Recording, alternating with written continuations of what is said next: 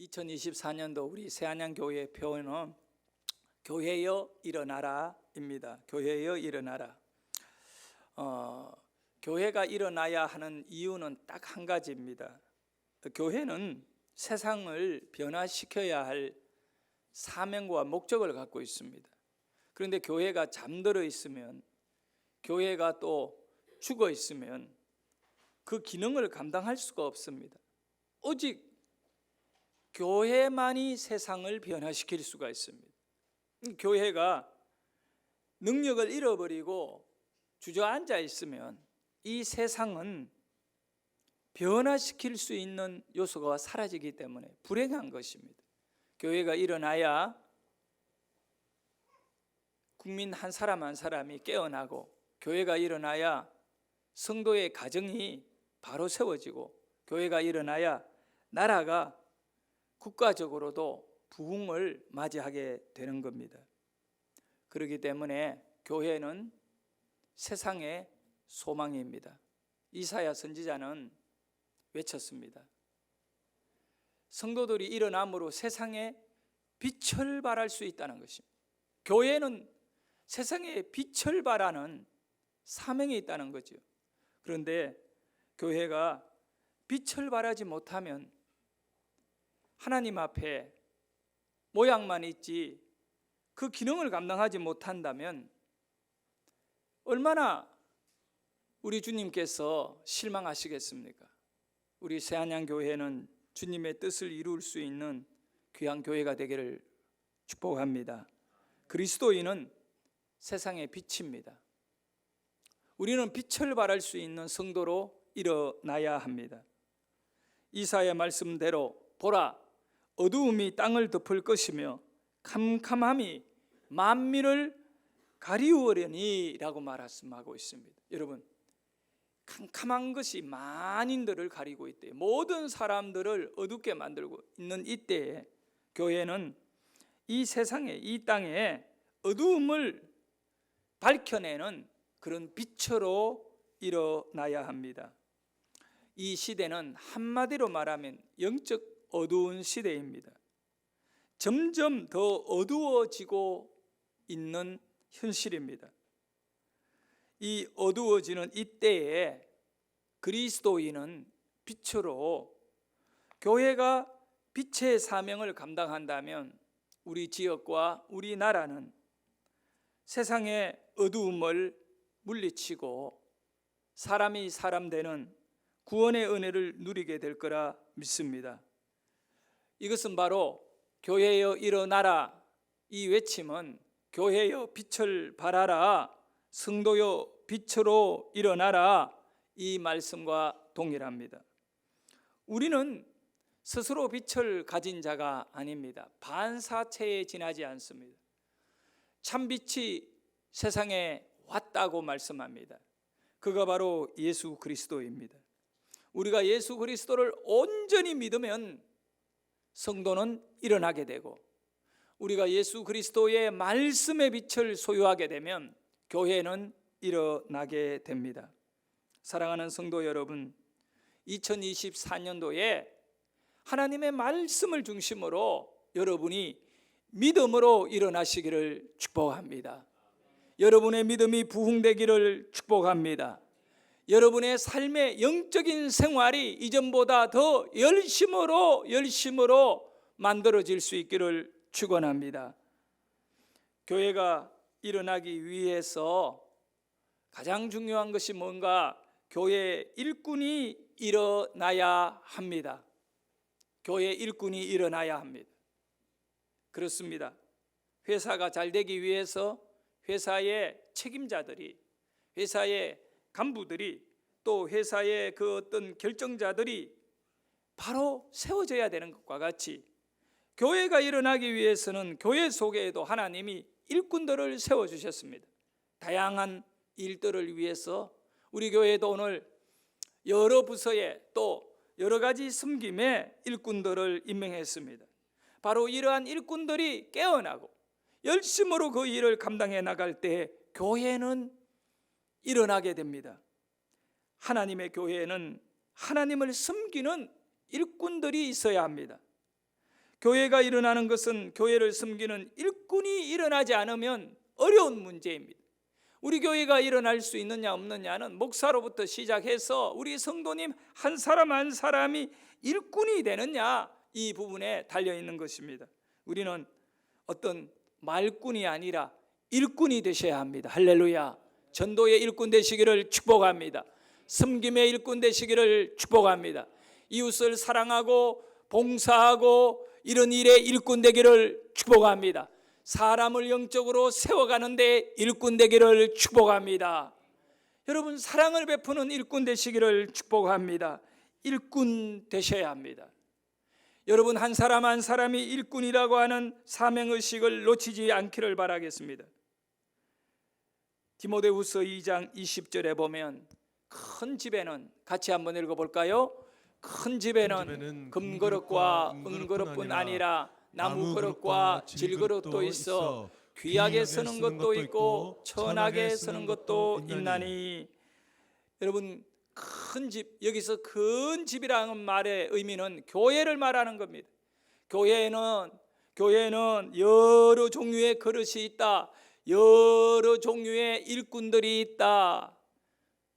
그릇이 집안에 많이 있듯이 교회에도 이렇게 재질은 다르지만 모양은 다르지만 일꾼이 많이 있다는 것. 어떤 분은 재정을 담당하실 수도 있고, 어떤 분은 차량을 운영할 수도 있고, 어떤 분은 안내를 할 수도 있고, 어떤 분은 주방에서 식사 예찬을 준비할 수도 있고, 또 어떤 분은 셀 리더로서, 또 팀장으로, 이렇게 교사로 다양하게 너무나 소중한 여러 그릇들이 있다는, 그릇은 쓰임받는 도구이거든요.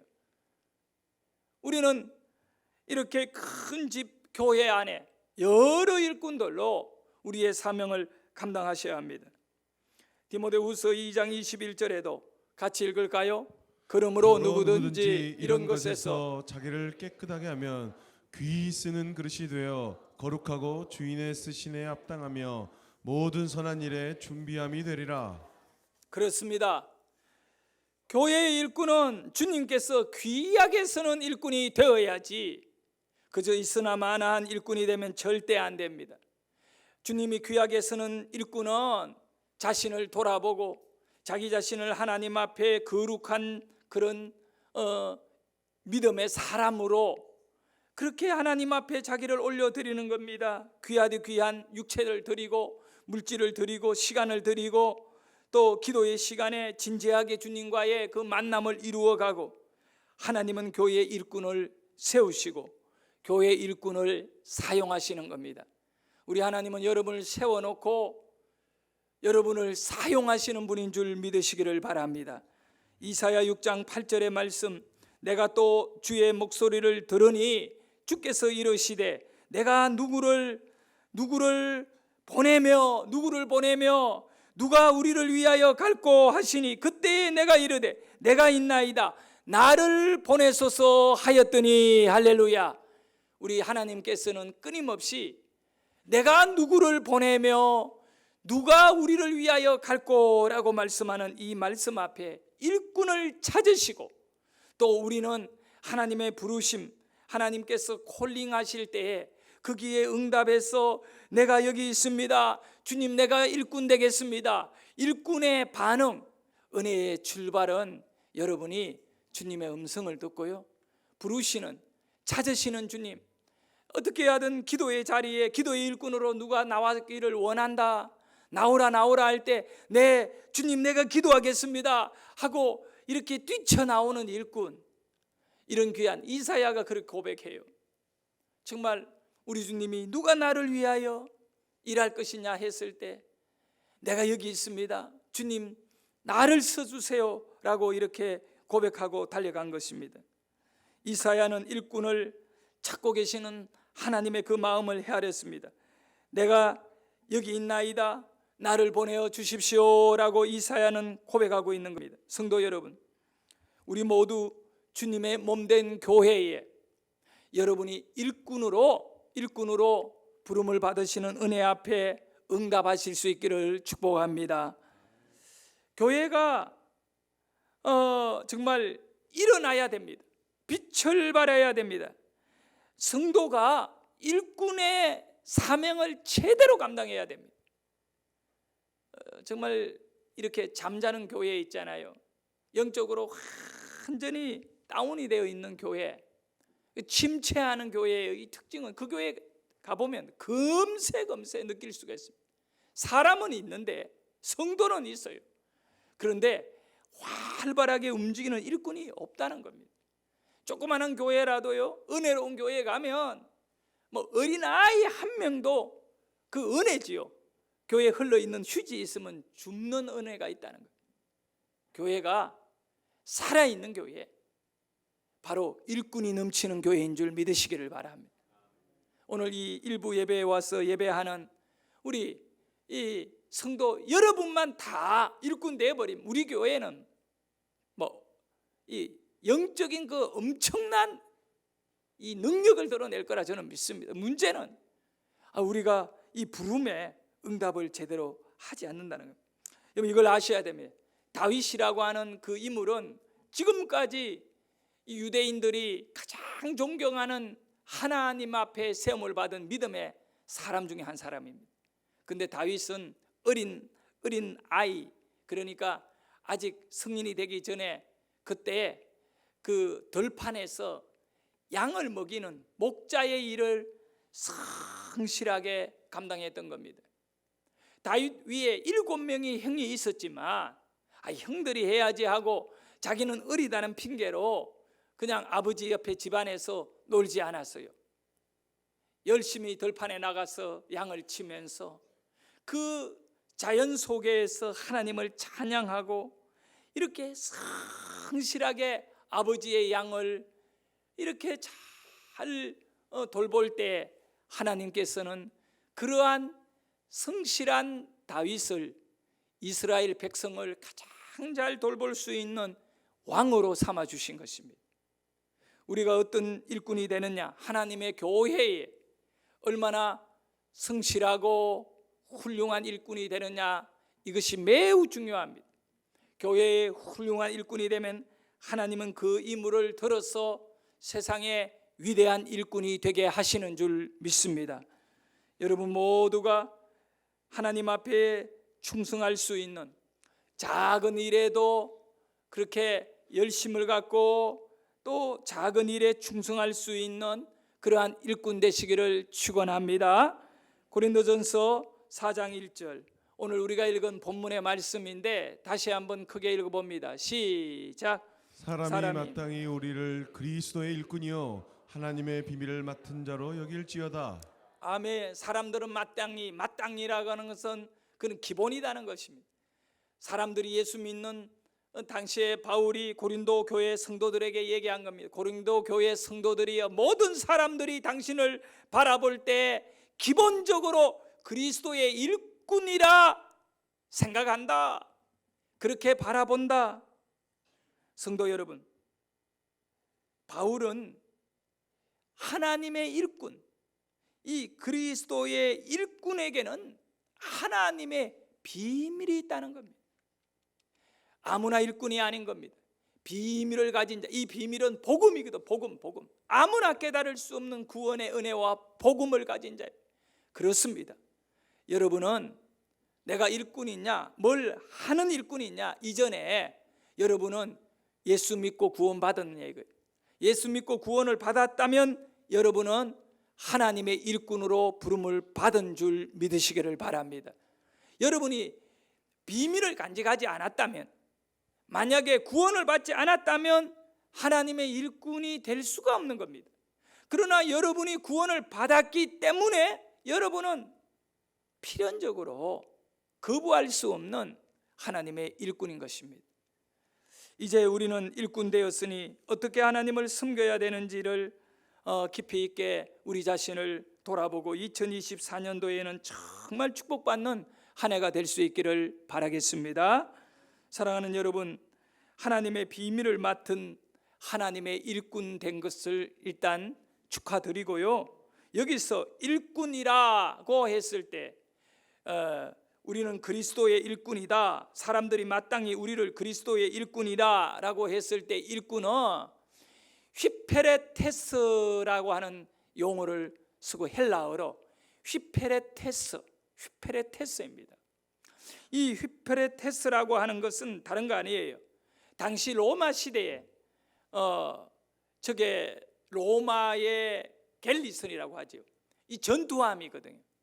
그 로마 전투함에 배를 젓는 그 아래쪽에 가장 이 배 바닥에서 배를 젓는 그런 분들이 있어요. 그분 노예들이에요. 주로 전쟁에서 붙잡아온 노예들을 그 발에다가 쇠사슬을 묶여 놓고 그렇게 해서 배와 함께, 배가 살면 자기가 살고 배가 침몰되면 자기도 그 배와 함께 죽어야 돼요. 그러니까 이 휘페레테스들이 어떤 정신으로 노를 져야 되느냐면, 어떻게 하든 간에 이 배가 전쟁에서 이겨야만이 자기가 살 수가 있는 것입니다. 그럼 전쟁에서 이기려면 어떻게 해야 돼요? 물론 배 위에서 싸우는 이 군인들이 잘 싸워야겠지만 가장 중요한 것은 그 당시에 해상전에서 기동력이에요. 기동력. 네? 그리고 그 배 안의 지휘관이 휘페레테스들을 지휘하고 있는 그 지휘관이 함장의 명령을 받아가지고 다른 배들과 같이 이렇게 부딪히고 이럴 때에는 일사불란하게 하나가 딱 대가 움직이지 않으면 그 배는 그냥 바로 박살나버리는 겁니다. 밖으로 노를 깊이 뽑아놓고 그 노를 두세 명이 붙잡고 같이 똑같은 어떤 그런 방향으로 또 이런 어떤 리듬을 따라 가지고 노를 저을 때 배가 쫙쫙 밀려가고 후진할 때는 뒤로 물리고 또 옆에 배와 같이 부딪힐 때는 이 노를 안쪽으로 빨리 거두어 들어야 되는데, 아니 옆에 배와 같이 부딪히고 있는데 이 노들을 그냥 꽂아 놓으면 이 노가 부러지며 이것이 튕겨 올라오고 아수라장이 되고 마는 것입니다. 가장 중요한 건 이 휘페레테스들은 지휘관의命令, 말 한마디에 자기 목숨을 걸어놓고 움직여야 된다. 일꾼은 교회의 일꾼은 여러 가지 일꾼이라는 헬라 용어가 있지만 바울이 이 고린도전서에서 그리스도의 일꾼이다. 사람들은 고린도에 있는 성도들을 그리스도의 일꾼으로 여길지어다. 당신들을 휘페레테스, 예수의 휘페레테스로 여길 것이다. 자, 이 배 아래에서 노를 짓고 있는 이 사람들은 그 배와 같이 운명 공동체가 되어버린 거예요. 이 배가 부서지면 자기도 죽고 이 배가 살면 자기도 산다는 거예요. 우리 그리스도인들은 복음과 함께 죽고 살아야 합니다. 할렐루야. 여러분, 그러기에 주님의 일꾼 휘페레테스는 오직 하나가 되어야 돼요. 우리 교회가 일어나려면 교회 안에 성도들이, 옆에 앉아있는 이분들이 마음이 나누어지면 안 돼요. 어떤 일이 있더라도 마음을 믿음 안에 하나가 만들어져야 돼요. 누구를 원망한다든가 누구를 질타한다든가 이런 마음들이 결국은 우리는 좋은 일꾼이 된 배의 방향과 어떤 그런 전투의 기동력을 다 각자의 소리를 내기 시작할 때 잃어버리는 것입니다. 교회가 일어나기 위해서는 휘페레테스인 저와 여러분들이 어떻게 한 방향으로 갈 수 있느냐, 누구의 말을 들어야 되느냐. 여러분, 누구의 말을 듣는 게 아니에요. 노를 젓는 일꾼들은 오직 지휘관 말만 들어야 돼요. 우리는 성경의 말씀 외에는 하나가 될 길이 없음을 믿으시기를 바랍니다. 여기 다양한 분들이 계시잖아요.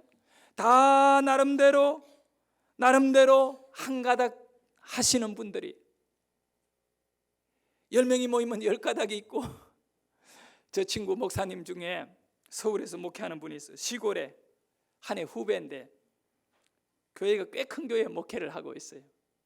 장로님들이 많아요. 우리 교회보다 갑절이나 많아요. 근데 막 장로님들이 목사님에게 막 이 장로님이 찾아와가 목사님 이거는 이래야 됩니다. 그러면 이 목사님은 어떻게 목회를 하냐고 부임을 해가 갔기 때문에 그 장로님들의 한 사람 한 사람 얘기를 귀 기울여 줘야 돼요. 그러니까 늘 목사님이 하시는 말을 이렇게 대답한 자기는 장로님 말씀에 일리가 있습니다. 그럼 장로님 되게 기분 좋아가 돌아간대요. 막 또 다른 장로님 이분의 반대되는 이 장로님의 반대되는 생각을 갖고 와가지고 막 열을 내면서 목사님 뭐 이거는 이렇게 해야 되고 엘리베이터는 여기 놔야지 막 저게 아닙니다. 일리가 있습니다. 일리가 있습니다. 그럼 목사님 알겠습니다. 그래 간대요. 나중에 또 결정해 보면 본인들의 생각대로 안 돼 있거든요. 그러면 당회 시간에 목사님 그때 분명히 내한테 일리가 있다 하고 알아듣는 줄 알았더니 왜 이렇게 됐습니까? 이러대. 장로님 말씀이 일리가 있습니다. 일리 한 길이다는 거예요. 이 장로님도 이 길이고 이 장로님도 그 길이 있다는 거지 그 길 가야 된다는 얘기는 아닙니다. 우리 모두는 일리를 갖고 있어요. 그런데 그 길만을 가야 되는 건 아닙니다.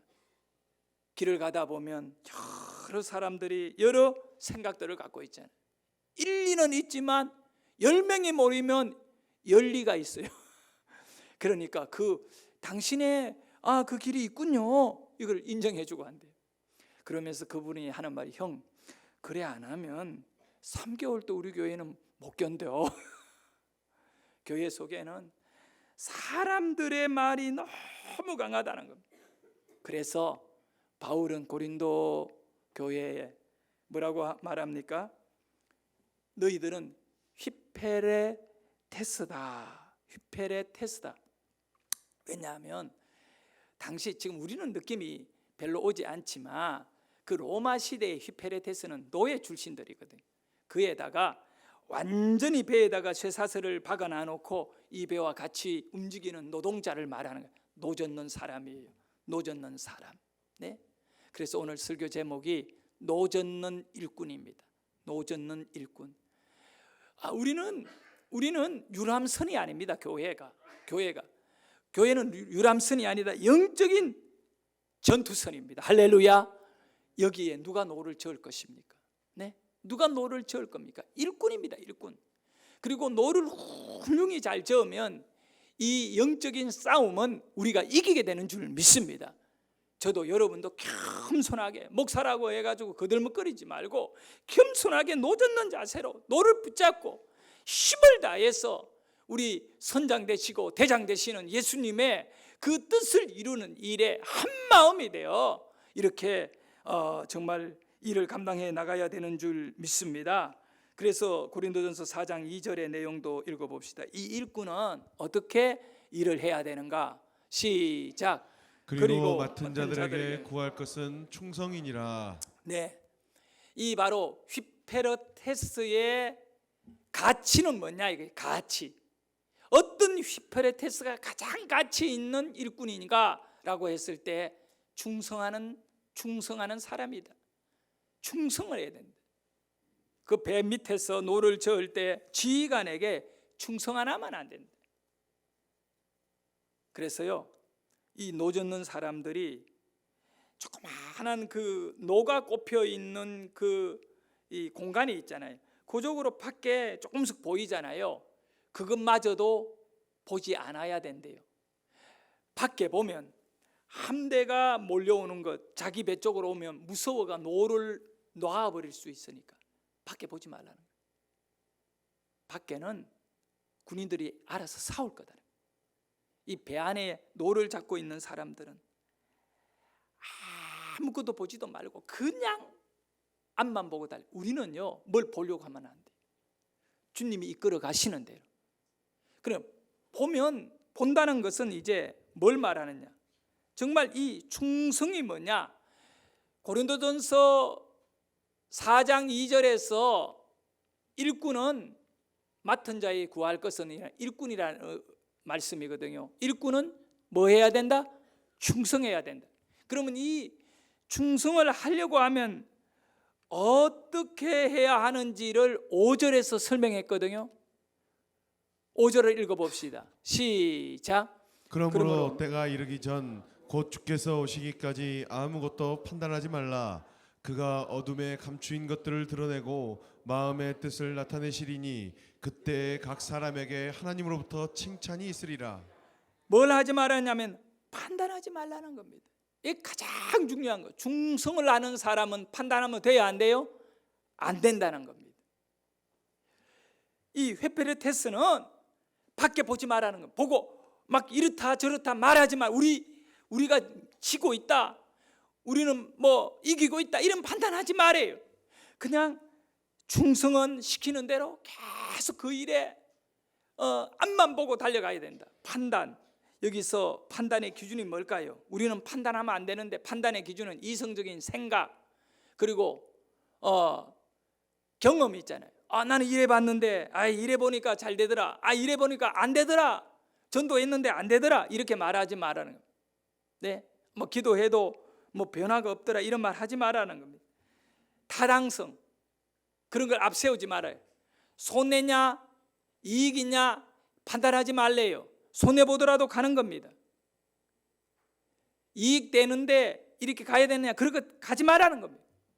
판단하지 말라는 거예요. 아무리 이익이 되더라도 주님 가지 말라면 안 가는 거지요. 하지 말라면 하지 말아야지. 아무리 손해되더라도 주님이 그쪽으로 가라면 가야 된다는 이것이 충성입니다. 충성. 그리고 안전하냐 안전한 길만 가는 게 아니에요. 전투를 하는 거는 죽을 수도 있는 길로 가는 겁니다. 이 일꾼의 길입니다. 휘페레테스의 운명인 겁니다. 우리는 뭐 잘되기 때문에 전도하느냐 그렇지 않습니다. 100번을 전도해서 99번을 실패하더라도 아니면 100번을 하는데도 100번을 다 실패하더라도 주님이 가라면 가는 겁니다. 우리가 판단하면 안 된다는 겁니다. 자존심 뭐 이런 것까지도 우리는 판단의 기준에 두면 안 되는 겁니다. 그래서 그러므로 때가 이르기 전에 곧 주께서 오시기까지 아무것도 판단하지 말라. 일꾼은 판단하면 안 되는 거예요. 잘했니 못했니 누구는 어떻고 누구는 이렇고 저렇고 이렇군 저렇군 교회 속에 판단할 때 일꾼이 아닙니다. 그 교회는 깨어날 수 없습니다. 그 교회는 일어날 수 없습니다. 우리는 판단을 내려놓고 우리 주님 앞에 각자가 묵묵히 그저 온 힘을 다해 땀이 쏟아질 정도로 우리가 마땅히 맡은 것을 충성하며 감당할 수 있는 새안양교회의 귀한 우리 모든 성도요 젊은이요 또 어른이 되기를 주의 이름으로 축원합니다. 성도 여러분, 사도 바울은 판단이 얼마나 무서운 것인가. 일꾼의 자세에 정말 그것은 일꾼을 무너지게 만드는 것이라고 말씀합니다. 교회 일꾼은 말씀대로 앞만 보고 달려가야 하는 겁니다. 앞만 보고 달리는 여러분 되기를 주의 이름으로 축원합니다. 충성은 환경을 초월하는 겁니다. 그래서 충성이 여러분 어려운 것입니다. 자꾸 우리는 판단하고 싶거든요. 환경을 만났을 때에는 그것이 이 판단을 함으로 그 환경을 헤쳐가고 싶어하는 것이 우리 본능인 겁니다. 본능인 거예요. 그런데 휘페르테스는 본능을 완전히 거부하고 살아야 돼요. 여러분, 충성이 어려운 거예요. 왜냐하면 여러분의 본능이 있잖아. 이 본능까지도 환경 속에서 거부하고 산다는 것이 정말 어려운 거예요. 그런데 놀라운 사실을 아셔야 돼요, 여러분. 이렇게 본능을 거부할 때에 그때 하나님의 놀라운 은혜와 능력이 그 일꾼에게 부어지는 것입니다. 믿으시면 아멘 합시다. 왜 판단을 하지 말라고 하는가? 우리 능력으로 싸울 수 없기 때문에 이제는 하나님이 우리의 판단을 멈추게 하시고 당신의 능력으로 나를 사용하시기 위하여, 할렐루야, 주님의 손에 들려지면 주님의 일꾼이 되고, 그렇잖아요. 여러분, 그릇이라도 거지 손에 들려지면 동령하는 그릇이 되고 마는 것입니다. 예? 존귀한 사람의 손에 들려지면 귀한 그릇이 되는 거예요. 여러분이 계속 자기 판단을 앞세우고 살아가게 되면 주님의 손의 일꾼이 아니에요. 그래서 우리 사도 바울은 판단하지 말라고 강력하게 말씀하는 겁니다. 환경을 초월하여 일하는 교회의 일꾼 되시기를 주의 이름으로 축복합니다. 교회는 환경을 따라가는 게 아니에요. 주인을 따라가는 거예요. 주인을 따라가야 돼요. 영국입니다. 스코틀랜드 영국 연방 안에 있죠. 이 스코틀랜드 에딘바라고 하는 지역에는 실제로 교회 공동묘지에, 교회 묘지 안에 개 무덤이 있습니다. 개 무덤. 그 무덤에는 아름다운 비석 하나가 있는데 그 비석에 쓰여진 글씨는 주인에게 충성한 개라고 적혀 있습니다. 주인에게 충성한 개. 에딘바 지역에 이 개의 주인이 죽었습니다. 이 개가 주인을 잘 따랐습니다. 무슨 이유인지 저는 모르겠지만 일단 글에 보니까 주인이 죽었대요. 그래서 가족들과 성도들이 그 개 주인을 교회 묘지에다가 장례를 치렀습니다. 개가 자기 주인의 죽음을 알게 된 것입니다. 그리고 자기 주인이 그 묘지에 묻힌 것을 보게 된 겁니다. 그리고는 장례가 끝나고 가족들이 돌아가려고 하는데 이 개가 그 무덤 앞에 웅크리고 앉아가 안 가려고 하는 겁니다.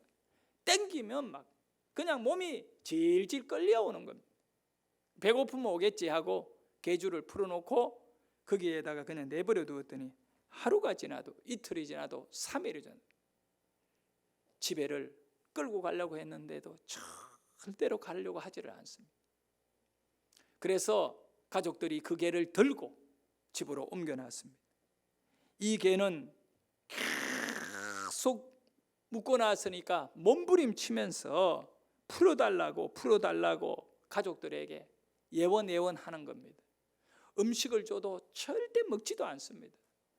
물도 마시지도 않습니다. 죽기로 작정하고 이렇게 계속 풀어달라고 매달립니다. 어쩔 수 없이 이 개를 풀어줬습니다. 그랬더니 또 그 바짝 말라서 먹지도 않아 힘없는 상태의 무덤으로 가서 그 주인의 비석 앞에 무덤 앞에 웅크려 엎드려서 가만히 있는 겁니다. 어쩔 수 없어서 가족들이 이 개가 먹을 수 있는 음식을 만들어서 그 무덤 옆에 있는 개에 갖다 주니 그제서야 그거를 먹고 힘을 얻는 것입니다. 모든 주위 분들은 이 개가 절대로 집으로 돌아올 생각이 없다는 것을 깨닫고 개의 집을 그 묘지 안쪽으로 옮겨 주었습니다. 그리고 그 개는 그 무덤을 떠나지 않고 그 무덤 주위에만 맴돌다가 14년을 더 살게 된 겁니다. 그 뒤에 이 개가 늙어서 죽게 되었을 때 온 동네 사람들이 정말 저 개는 주인을 너무나 기억하고 14년간이나 기억하고 그 무덤을 떠나지 않았다. 충성스러운 개라 해서 사람들이 묻히는 그 무덤 옆에 자기 주인의 무덤 옆에다가 충성스러운 개라고 하는 주인에게 충성한 개라고 하는 그런 비석을 만들어 거기에다가 묻어주었다고 합니다. 성도 여러분, 우리 주님은 여러분을 교회 일꾼으로 불러주셨습니다. 여러분은 주님의 말씀에 따라 일하는 일꾼이 되셔야 합니다. 바로 바울이 말한 대로 휘페라테스입니다. 그저 우리는 앞만 보고 가야 할 자들인 것을 기억하시기를 바랍니다. 죽을 길을 가도 우리는 주님 가신 길이라면 가야 하는 것입니다. 내 판단으로 일로 가면 죽는데 머뭇거리면 안 됩니다. 바울이 말했잖아요. 판단하지 마라. 판단하지 마라. 주께서 오시기까지 아무것도 판단하지 말라. 성도 여러분, 여기 충성한다. 맡은 자에게 구할 것은 뭐라고요? 충성입니다. 이 충성이라고 하는 헬라 단어는 네만입니다. 네만. 이 네만이라고 하는 단어는 기둥을 말합니다. 작은 기둥도 아닙니다. 튼튼한 기둥을 네만이라고 합니다. 집을 지을 때 들보를 네만이라고 합니다. 바울은 여러분을, 성도들을 향하여 맡은 자의 구할 것은 충성이다. 여러분은 기둥으로 버텨야 한다. 교회를 지탱하는 기둥이 되어야 한다. 할렐루야. 여러분이야말로 한 사람 한 사람 모두가 성전의 기둥이 될 수 있기를 축복합니다. 주님의 일꾼은 주님의 교회에 충성하는 기둥이 되셔야 합니다. 성도가 주님의 일을 맡았을 때에 반드시 감당할 만한 능력을, 힘을 우리 주님은 여러분에게 주신 것을 믿으시기를 바랍니다. 힘 없다고 말하지 마십시오. 시간이 없어 이런 핑계 대지 마십시오. 건강이 좋지 않아. 내가 그걸 좀 하기가 힘들어요. 또 돈이 없어서 어려워요. 그렇게 말하지 마십시오. 왜냐하면 우리가 판단하지 않고 앞을 향하여 가게 되면 죽기보다 못하겠습니까? 주님이 죽을 길을 가라 하면 죽을 길로 가면 되는 겁니다. 그때 능력이 나타날 것이고 기적이 나타날 것입니다. 왜냐하면 여러분에게 일을 시킨 분이 주님이시거든요. 주님은 일을 시켜놓고 그냥 내버려 두는 분이 절대 아닙니다. 아주 불꽃 같은 눈길로 일하는 사람에게는 바라보는 것입니다. 믿으시면 아멘 합시다. 우리가 정말 이런만 일꾼으로 우리 멋대로 살아가기 때문에 내버려 둘 뿐입니다. 그러나 우리가 진정으로 주님 앞에 충성하는 일꾼이 딱 되어 있다면 우리 주님은 정말 귀하디 귀한 모습으로 우리를 상대해 주실 것입니다. 빌립보서 4장 13절에 있는 말씀과 같이 내게 능력 주시는 자 안에서 내가 모든 것을 할 수 있느니라. 내가 약할 때 강함 되시는 주님을 의지하시기 바라겠습니다. 2024년 충성자 되시기를 바라고 든든한 기둥 되시기를 축원합니다.